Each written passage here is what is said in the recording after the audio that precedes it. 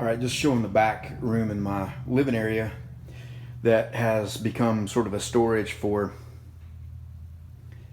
things that are finished, but maybe I have blemishes in them, or various stages. Like that one there, that's a really nice piece. I think it's 40 inches in diameter, and I've got a back plate over at the paint booth that goes behind it that I messed the paint up on a little bit. I've just not taken the time to fix it. It shouldn't take too much to fix it, but that actually would probably sell just like it is, but the backer plate looks pretty cool on it as well. This flag here is a 48-inch wide one that a weld popped off on the back of it, and after it was painted, because the person that welded it didn't weld it very well.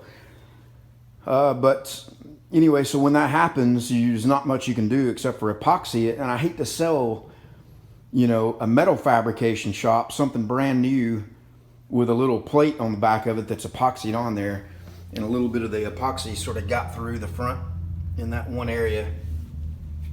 But I had somebody contact me on Adam's channel that saw the video and wanted to buy one of these, and I told him I had this one and I would knock $100 off of it. I sold these for $400, so I let this one go for $300 because of the blemish on that.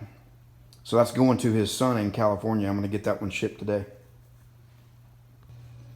All right, I was getting this flag packed up and I was going to show you guys this.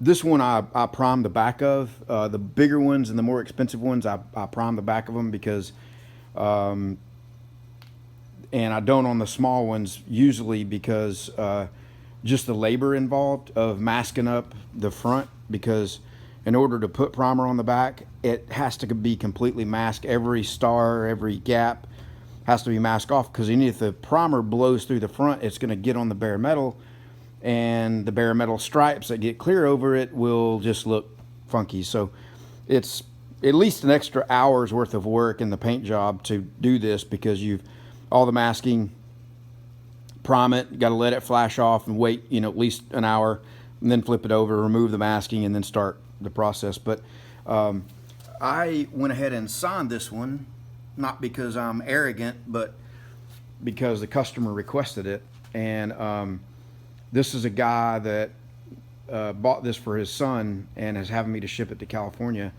And he asked me to sign and date it. And so I just wrote him a little note on there about being appreciative for the military. And anyway, so I think I am going to start signing all these and dating them, because, I think being made out of metal and the automotive paint on it, it should last a very long time, and it could be around 30, 40, 50 years from now, and might be kind of cool if somebody, were to change hands, or somebody were to pull it off the wall and flip it over and see the date.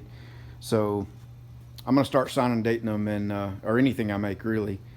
Should have already been doing that, but I just thought I'd show you guys this. I bought a bunch of boxes from Uline and found some that I think will work, and in some different sizes. And this is for the medium 48-inch flag. It's a 54-inch wide box. So I think it's going to be a lot better, even though it's,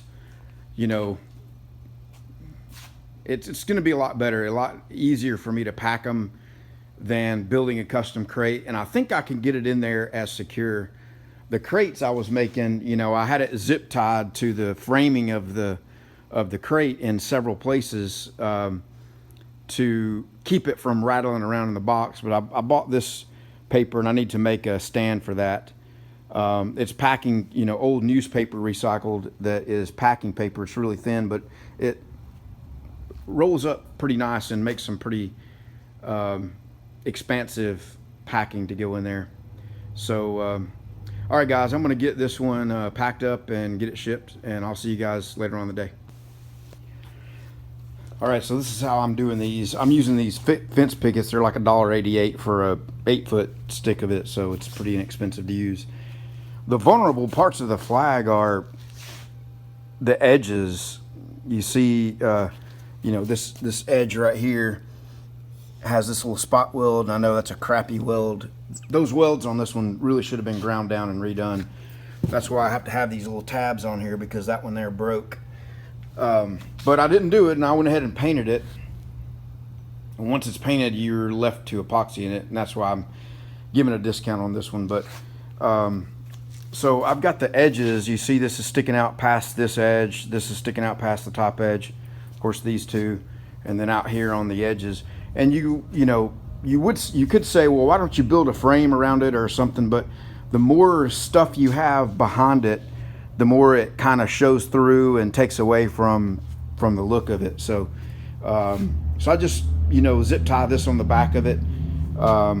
Some of them I actually have screwed together. This one I've zip tied together, and then I'm going to roll the whole thing in this paper and pack and everything down inside the box as well. So it shouldn't be moving in the box, but if it were to sort of want to move to the bottom or to the edge or whatever, then this would hit and want to get up against the cardboard before that does. So anyway, just showing you guys what I'm doing here. All right, so that's what it looks like, and by putting that on there, it gets it held up. I need to make some kind of jig where this will stand down on its own and prop up, so that I can get all the way around it with the paper and just wrap the heck out of it. Just go around and around and around it, almost like one of those pallet shrink wrappers. And I'm going to get shrink wrap as well and do this first around it, and then shrink wrap around that to really get it a cocoon in there.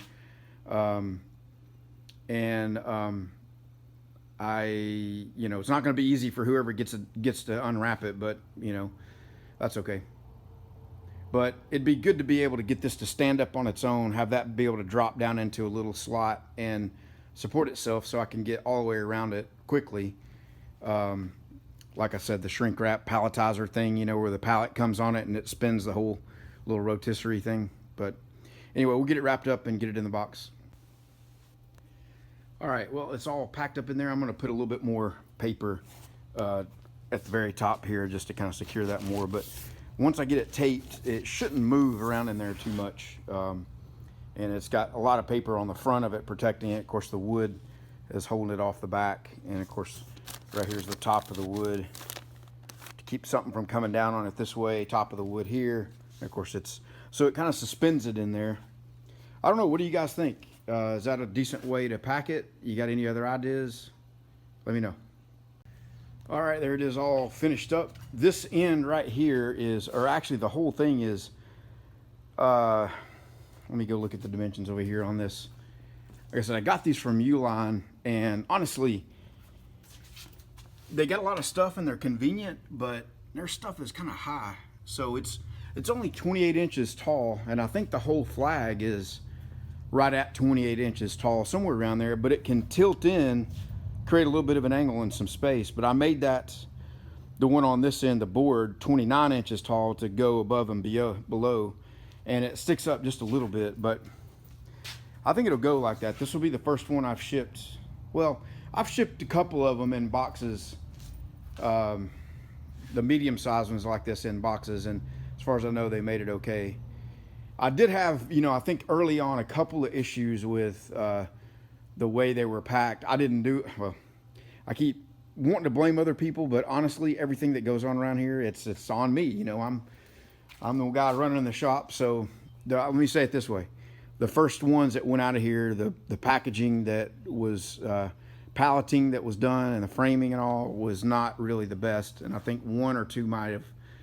I know for sure one did, possibly another one got damaged.